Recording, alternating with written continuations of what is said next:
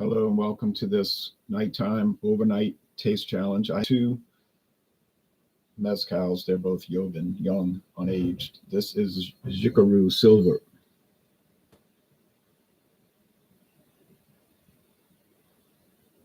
It's 100% Espadin mezcal, conical stone oven, mashed by a Tahona, but I don't know if it's pulled by a donkey. Double distilled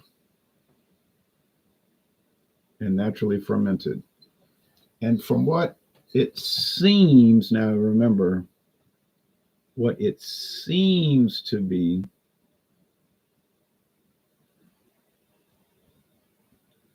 that is produced by Xicaru Casa, but they said on the trademark the ownership was Xicaru USA, but it says Casa Xipe.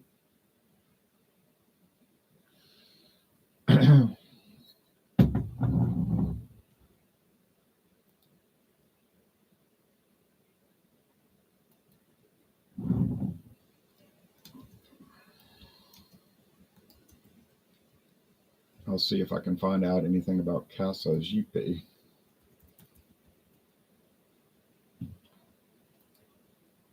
This is Ojo de Tigre, Tiger's Eye, and it is a blend of Espadin and Tobala mezcal, as you can see. Stone pit roasting, typical copper still. And this is from, now it says Ojo de Tigre Distillery, fine, but and I got to give credit to where the credit is due. Elbow 88, who joins us oftentimes on our Hangouts examinations, he tracked it down and found out it was owned by Pernod-Ricard. Now, I appreciate that, Elbow. Pernod-Ricard's website is sort of confusing to navigate, and I was overlooking that. Herbie in India says, good morning. Good afternoon to you. Okay, so get a wooden cap with the neoprene stopper. That's a synthetic rubber made by DuPont. Normally you see that on the, usually, I'm not saying it correctly, it's widely used on shoe soles, like athletic shoes, the spongy rubber at the bottom. Okay, that's what I'm trying to say. I think the Xicaru is about $27.99 at Total Wine and More at the time of purchase. It's got a flip cap, plastic cap with a rubber seal. So this could be reused by, I guess, home brewers or somebody that wanted to store whatever it was and keep it sealed tightly. So it's a double use item. It contains the mezcal that you bought at the store, and it can be reused after you wash it out and everything. So that's kind of cool. It is cool, not kind of cool. It is neat. All right, so you go there.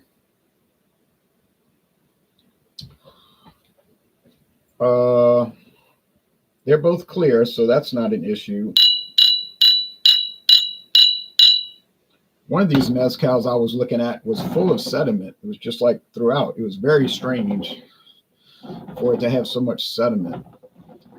And I don't know why it was solidifying like that, but probably something to do with the filtering or the temperature changes around here. It's been going, you know, warm to cold, warm to cold. I don't know if that's messed up. Here's Mezcal Artesanal Xicaru, however it's pronounced. Introduced in 2013. It's a Zapotec word for beautiful, so it's an old Indian word for beautiful. You know, First Nations. Fernando Santibanez's excuse me, choking, desire to share a traditionally produced mezcal that is approachable and distinct. Isn't that what our website basically says? They're all historic and handmade. But all right, anyway, using his grandmother's recipe, we make small batches, time-honored methods.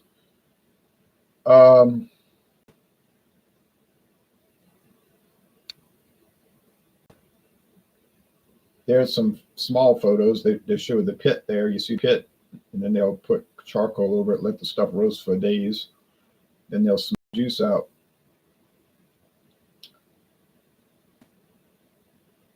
There's the Silver 102, Chugamole, Tobala mezcal. Oh, they make a Tobala also. Okay. Reposado and an Añejo, but basic. And I have seen the, but they were more expensive. Here's the Ojo de Tigre, half size bottle. And who maybe Total Wine sells those. I don't know.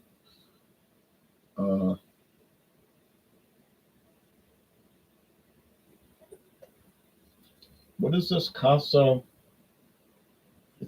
It's hand letter. I'm looking at the Xicaru Xipe. How about we check that out?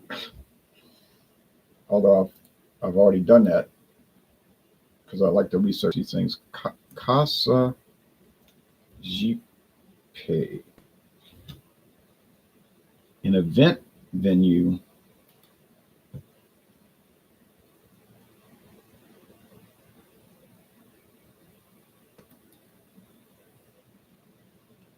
Well, I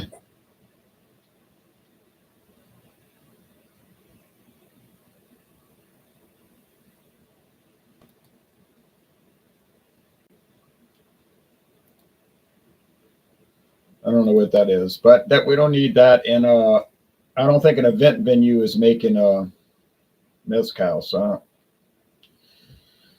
well, like I said, see, there might be a parent company that owns that event venue and they own the tequila distillery. See, so, but they're claiming it's just Xicaru independent company. So, but it's hard to trace. Hard to trace. They have an NOM, but then those are not. Apparently, I've heard those. You can't really trust those.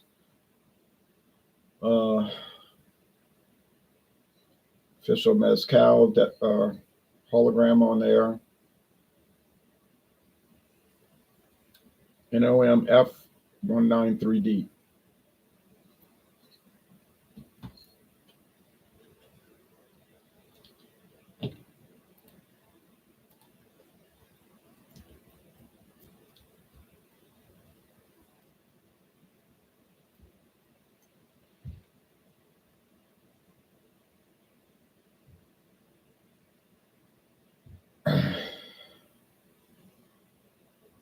And it's just showing Xicaru. So we're just going to operate under the assumption that Xicaru is an independent company.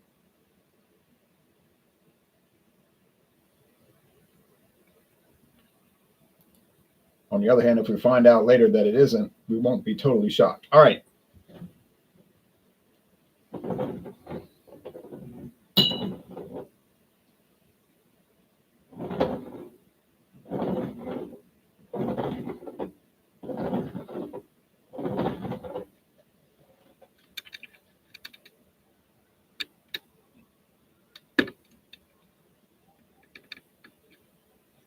Trying to adjust this a little bit better.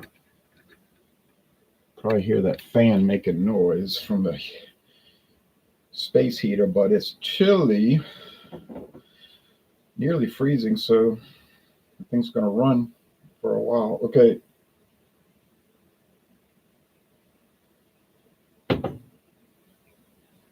It smells like stereotypical mezcal, meaning a vegetative aroma.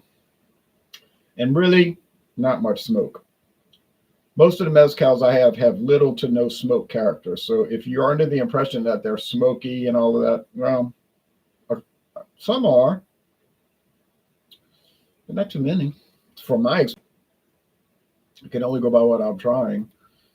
Wildfires coming to Louisiana. Well, that's possible, I suppose, but not with all the rain we've had in the past year. I don't know how that's going to happen.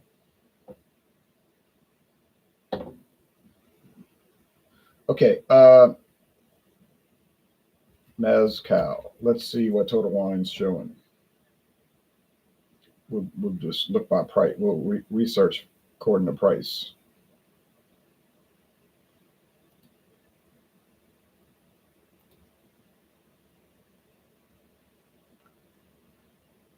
Yeah, Xicaru is the lowest price one, $28.99. But like I said, when I bought it, I think it was $27.99.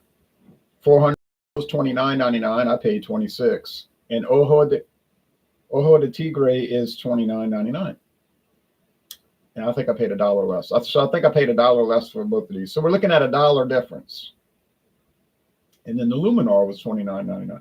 And I think I did pay that for that one. Yep. Everything working out according to expectations here. All right. Burley Sullivan says, you. Hey, Burley, cheers back to you. Oh, man.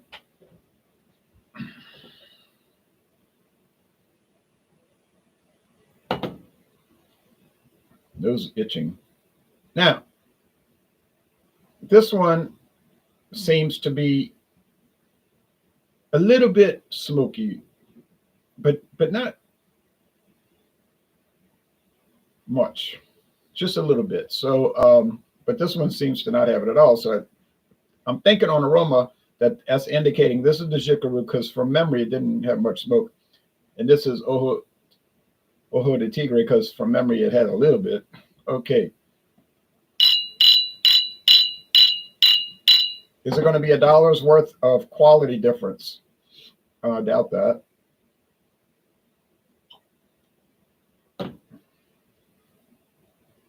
Oh, well, because the nose indicated no smoke, but the flavors got it.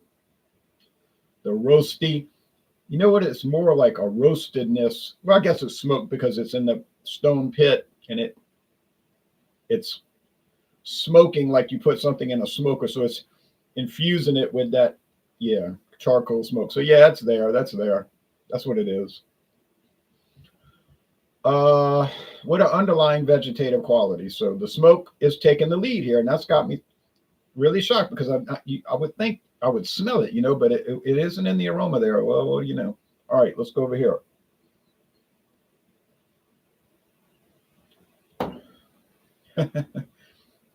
Now over here, the smoke was in the nose, but it's not in the flavor. It's all vegetative, agave, or you see, no, I mean. Now, personally, I do like the smoky qualities, so I would naturally prefer the one here. But I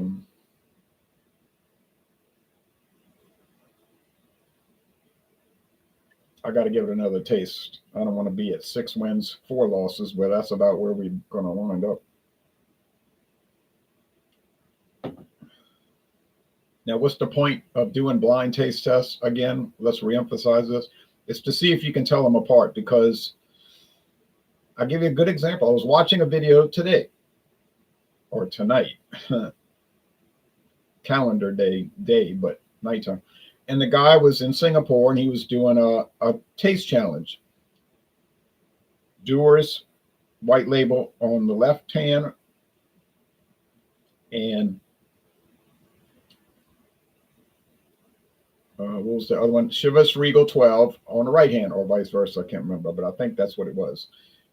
So he had a measuring cup. He put the exact same amount, which I don't do. I should, but he did. And then he tried them neat with water added and then with ice. Fine. And then he said he preferred neither one with ice, but he preferred the one of them with water, one without. But my point was, could he tell them apart if it was blind? I think he needed to do what I'm doing, put tags below the glasses, mix them up, see if you really could tell them apart. Because he was talking about how Chivas Regal was different than Dewar's white label and name the different ways they're different and so forth. But I'm thinking, well, you're looking at the bottles and you got the bottle next to the glasses. So I mean, you know which is which. So you're talking about the differences, but let's mix it up, put them blind, and can you really identify? Now, if you can, then that's saying something, but you'd have to really replicate it. So that's what I'm trying to say. Do it blind, and let's see if you really know one or the other.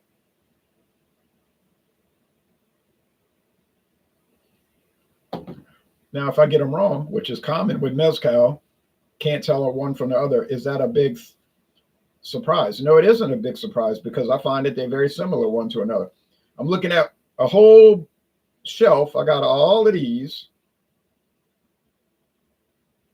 and except for Monte Alban, which is an outlier, it has all sorts of improper flavors and aromas. So that one almost doesn't count. I should just dump it out really and move on and forget about it.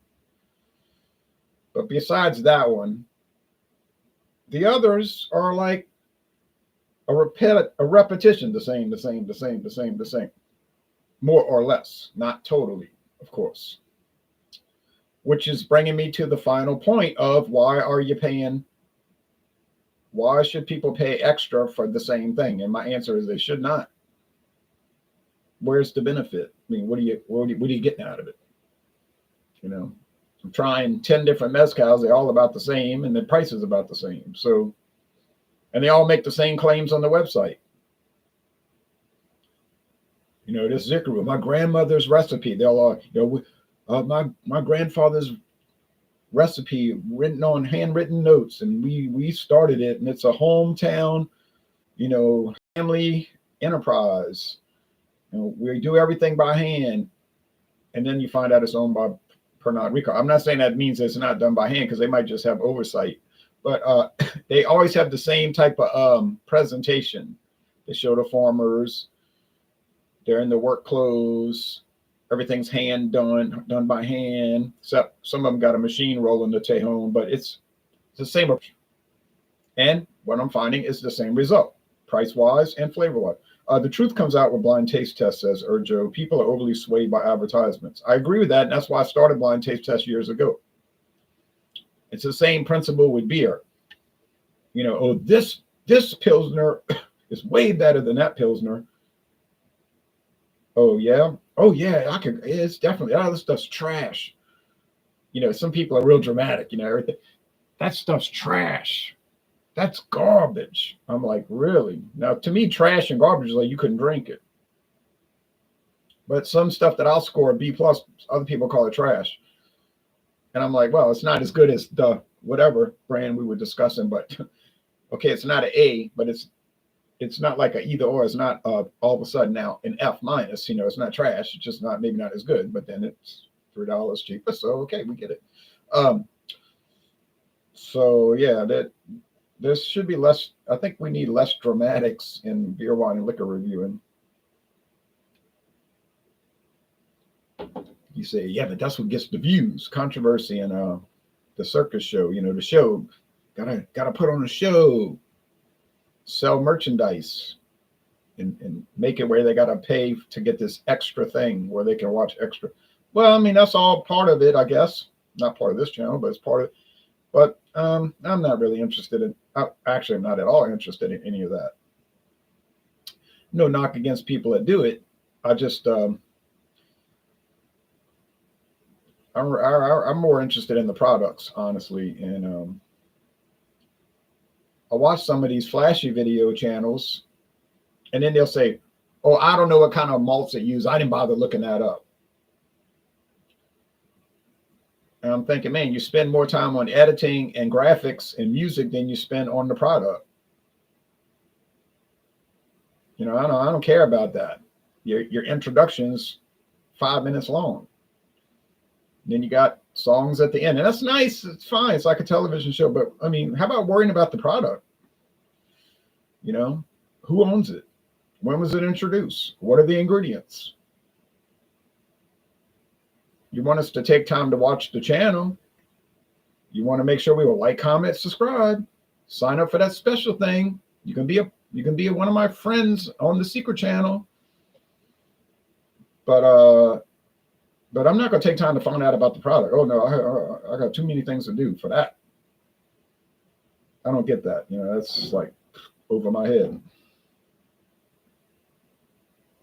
Now you could say, oh, you're saying all that because your channel has low production values. I mean, I agree it does, but I'm not saying it because of that. I'm saying it because that's how I feel about it.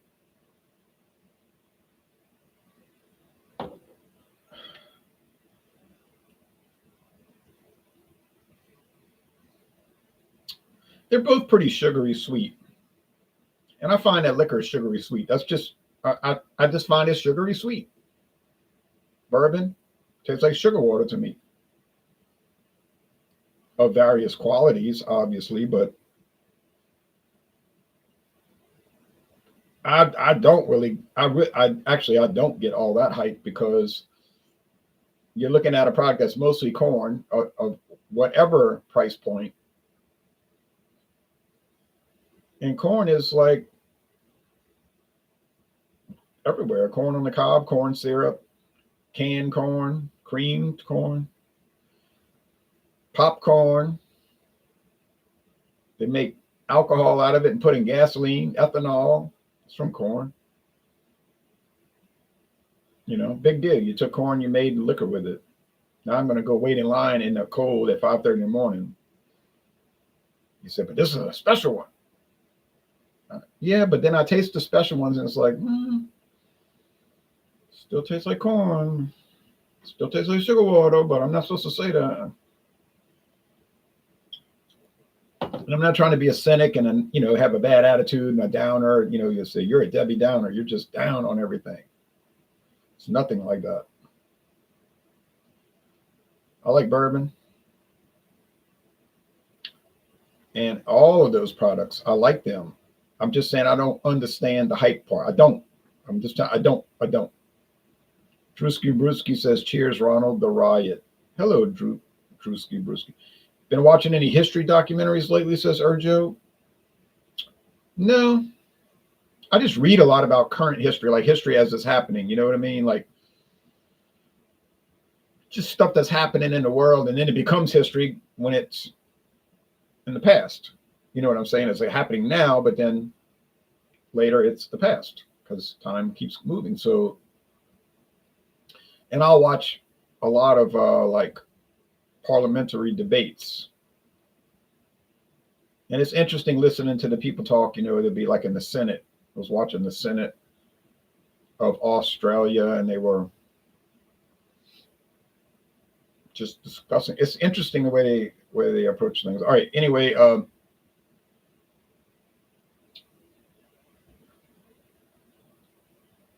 this one's smokier, and I think it's the. I really think it's the Ojo de Tigre because I remember the Ojo de Tigre having a little smokiness, and I don't recall Xicaru having. To me, Xicaru was like a vegetable thing. I got it. Finally, I stuck to my guns and didn't try to second guess my initial thinking. You see, that's when I screw up on these taste challenges. I start second guessing myself. I'm like, well, no, I don't know. Maybe it's the other thing, and then I get it wrong, you know.